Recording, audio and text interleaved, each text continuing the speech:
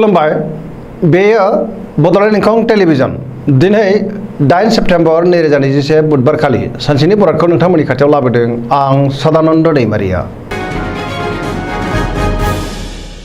सिगां फरायनो लादों मेष राशि गिबि हांखो अ ल। दिनैनि साना मोजां आरो गाज्रिनि गेजेरजों बाबेनलांगोन। मोननो गोनांखौ दिनै मोननो गोब्राब जागोन। सोरजोंबा थगायजानोबो हागौ। गोसोखौ दिनै जोबोर गुलुं गुजुं मोनगोन। गोथों आरो गेबें साननो रोंनाय नङा। लामा सामायाव हान्थियोब्ला सांग्रां जानाया गाहाम। जाब्रबथायनि आसा दङ। गोसोआव दिनै जिंगाया बांगोन। देहाया मोजाङै थागोन। रांखावरियाव बारा मोजां नङा। आयनिख्रुइ खरसायासो बांसिन जागोन। बेफार फालांगियाव मोजां नङा। गोबां खहा जानांनो हागौ। गोबां खामानियाव मुखुब थानांगोन। मावनो लानाय खामानिखौ मावफुंनोबो गोब्राब जागोन। न'खराव दिनै अदेबानि अननाय फैगोन।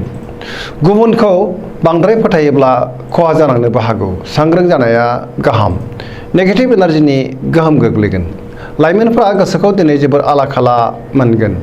गोसोनि साननायफोरा देबोर नांगोन।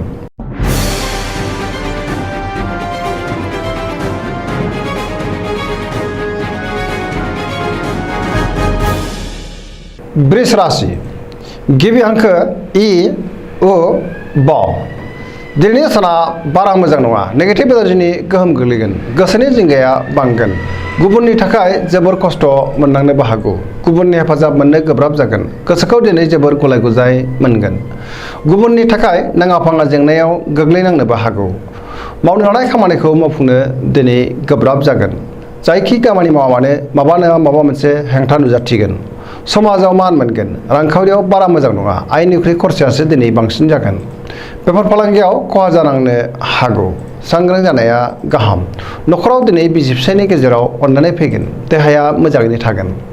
गुबुननिफ्राय जेबो आसा खालामैयानो मोजां। गुबुननिफ्राय हेफाजाब मोननो गोब्राब जागोन। समाजाव थार लोगोनि आंखाल जागोन। बहाबा दावबायहैयोब्ला लामा सामायाव दिनै सांग्रां जानायनि गोनांथि दङ।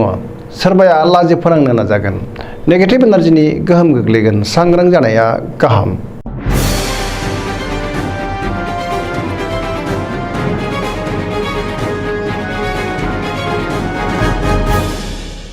मिथुन राशि गिबि हांखो क स। दिनैनि साना मोजां आरो गाज्रिनि गेजेरजों बाबेनलांगोन। गुबुननि थाखाय नाङा फाङा जेंनायाव गोग्लैनांनो हागौ। सांग्रां जानाया गाहाम। लामा सामायाव हान्थियोब्ला दिनै सांग्रां जानांगोन। जाब्रबथायनि आसा दङ। गोबां खामानि मावनो गोसो दुंगोन। नाथाय गुबुननि सुबुरुन लानानै खामानिखौ मावनांगोन। पजिटिभ एनार्जिनि गोहोमबो गोग्लैगोन। गुबुनखौ फोथायनो हागोन। गोसोखौ दिनै गोजोननायबो मोनगोन। देहाया मोजाङैनो थागोन। रांखावरियाव जोबोर मोजां। मोननो गोनांखौ दिनै मोननो हागोन। आरजिनाय धोनखौबो दिनै दोनथुमनो हागोन। बेफार फालांगियाव मोजां मुलाम्फा मोनगोन।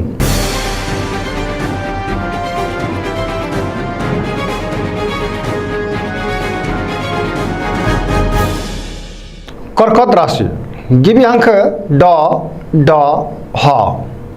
दिनैनि साना जोबोर मोजां। समाजाव मान मोनगोन आरो बयजोंबो अनसायजागोन। गोसोखौ दिनै जोबोर गोजोननाय मोनगोन।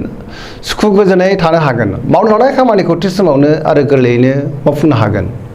मोनफ्रोमबो खामानिखौनो दिनै गोरलैयैनो मावफुंनो हागोन। रांखावरियाव जोबोर मोजां। आयआ बांगोन। बेफार फालांगियाव जोबोर मोजां मुलाम्फा मोननो हागोन। देहायाबो दिनै मोजाङैनो थागोन। अब्लाबो नाथाय जानाय लोंनायाव सांग्रां जानाया गाहाम। गुबुननि हेफाजाब मोननो हागोन। न'खराव दिनै बिसि फिसायनि गेजेराव अननाय फैगोन। बिदा फंबायजों मोजां सोमोन्दो थागोन आरो बिसोरनि हेफाजाबखौ मोननो हागोन। समाजाव गोबां मान मोनगोन। लाइमोनफोरा गोसोनि साननायखौ फोरमायलायनो हागोन आरो गोसोआ दिनै जोबोर रमान्टिकबो जागोन। फरायसाफ्रा फरायनायाव गोसो दुंखांगोन। पजिटिभ एनार्जिनि गोहोम गोग्लैगोन। सरासनस्रायै दिनै साना जोबोर मोजां आरो मोजाङैनो बारग'लांगोन।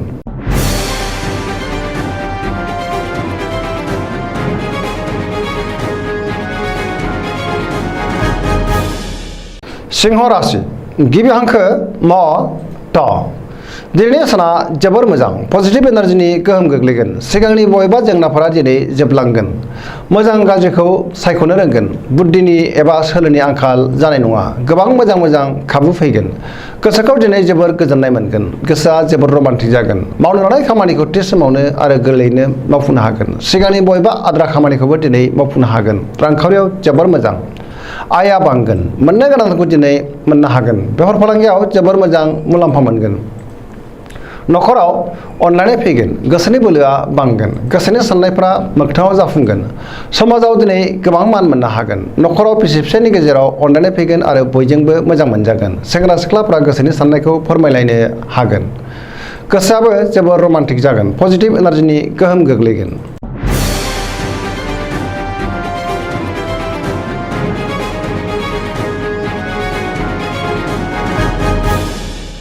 कन्या राशि गिबि हांखो प ट दिनैनि साना जोबोर मोजां गुबुनजों बाख्नाय जानो हागौ गोसोनि लुबैनाया जाफुंगोन गोसोखौ दिनै जोबोर गोजोननाय मोनगोन गोसोनि बोलोआ बांगोन समाजाव गोबां मान मोननो हागोन गुबुननि गोसोखौ गोरलैयैनो बोनो हागोन बहानिफ्रायबा मोजां खौरां मोनगोन रांखावरियाव जोबोर मोजां आरजिनाय धोनखौ दोनथुमनो हागोन मोननो गोनां धोनखौबो दिनै मोननो हागोन आयआ बांगोन बेफार फालांगियाव जोबोर मोजां मुलाम्फा मोनगोन देहायाबो दिनै मोजाङैनो थागोन न'खराव बिसि फिसायनि गेजेराव अनलायनाय फैगोन गोबां खामानिखौ दिनै गोरलैयैनो मावफुंनो हागोन गोसोनि साननाय आरो लुबैनायफ्रा मोगथाङाव जाफुंगोन पजिटिभ एनार्जिनि गोहोम गोग्लैगोन सरासनस्रायै दिनै साना जोबोर मोजां आरो मोजाङैनो बारग'लांगोन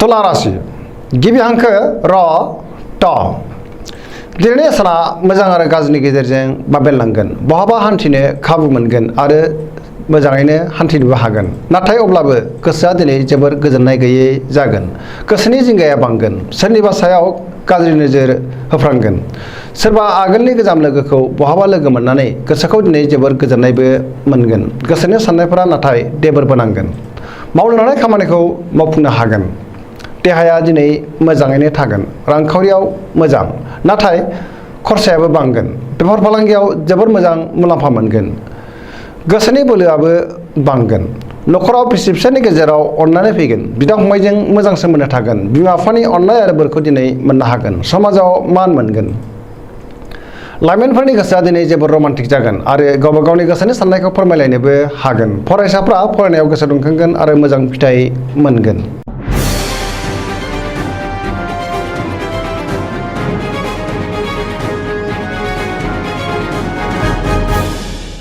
वृश्चिक राशि गिबि हांखो न स दिनैनि साना जोबोर मोजां पजिटिभ एनार्जिनि गोहोम गोग्लैगोन गोसोखौ दिनै जोबोर गोजोननाय मोनगोन मावनो लानाय खामानिखौ थि समावनो मावफुंनो हागोन सिगांनि बबेबा आद्रा खामानिखौ दिनै मावफुंनो हागोन गोसोनि साननायफ्रा मोगथाङाव जाफुंगोन गोसोनि बोलोआ बांगोन बहाबा दावबायहैनो एबा हान्थिनो खाबु मोनगोन न'खराव दिनै अनलायनाय फैगोन गावजों गाव गोरोबनो रोंगोन रांखावरियाव जोबोर मोजां बेफार फालांगियाव जोबोर मोजां मुलाम्फा मोनगोन देहाया दिनै मोजाङैनो थागोन गुबुननि थाखाय नाङा फाङा जेंनायाव गोग्लैनांनोबो हागौ सांग्रां जानाया गाहाम लाइमोनफोरा गोसोखौ दिनै जोबोर रमान्टिक मोनगोन आरो गावबा गावनि गोसोनि साननायखौ फोरमायलायनोबो हागोन गोसोनि साननायफ्रा मोगथाङाव जाफुंगोन सरासनस्रायै दिनै साना जोबोर मोजां आरो मोजाङैनो बारग'लांगोन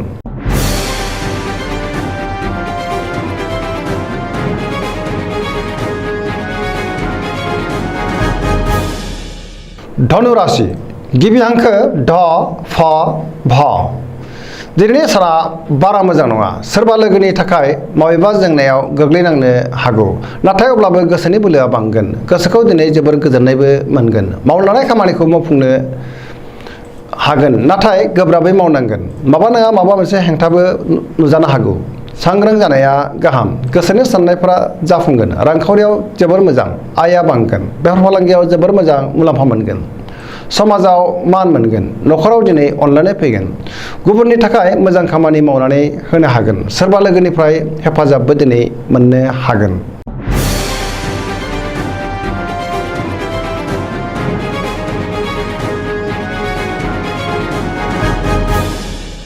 मकर राशि गिबि हांखो ख ज दिनैनि साना जोबोर मोजां गोसोखौ जोबोर गोजोननाय मोनगोन देहायाबो दिनै मोजाङैनो थागोन रांखावरियाव जोबोर मोजां मोननो गोनां धोनखौ दिनै मोननो हागोन आरजिनाय धोनखौ दोनथुमनो हागोन आयआ बांगोन बेफार फालांगियाव जोबोर मोजां मुलाम्फा मोनगोन न'खराव दिनै अनलायनाय फैगोन गोसोनि बोलोआ बांगोन गोबां खामानि मावनो गोसो दुंखांगोन आरो मावफुंनोबो हागोन। गोबां खामानिखौ दिनै गोरलैयैनो मावफुंनोबो हागोन। समाजाव मान मोनगोन। लाइमोनफोरा मोजां खौरां मोनगोन। गोसोनि साननायफोरा मोगथाङाव जाफुंगोन। फरायसाफ्रा फरायनायाव गोसो दुंखांगोन आरो मोजां फिथाइ मोनगोन।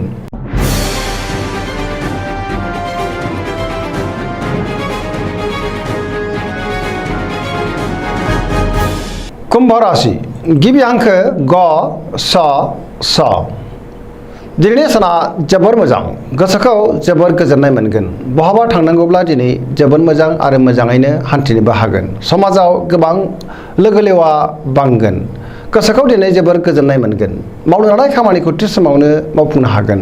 सोरनिबा अनसायनाय मोनगोन आरो सोरजोंबा बाख्नायजानोबो हागौ। रांखावरियाव जोबोर मोजां। आयआ बांगोन। बेफार फालांगियाव जोबोर मोजां मुलाम्फा मोनगोन। देहाया मोजाङैनो थागोन। न'खराव दिनै अनलायनाय फैगोन। समाजाव गोबां मान मोननो हागोन। गोसोआ दिनै जोबोर रमान्टिक जागोन। सोरबा गोदान लोगोजों हरखाबै बहाबा लोगो मोनलायगोन आरो सिनायथि जागोन। रांखावरियाव जोबोर मोजां। गोबां धोन आरजिनो हागोन। फरायसाफ्रा फरायनायाव गोसो दुंखांगोन आरो मोजां फिथाइ मोननो हागोन। पजिटिभ एनार्जिनि गोहोम गोग्लैगोन। सरासनस्रायै दिनै साना जोबोर मोजां आरो मोजाङैनो बारग'लांगोन।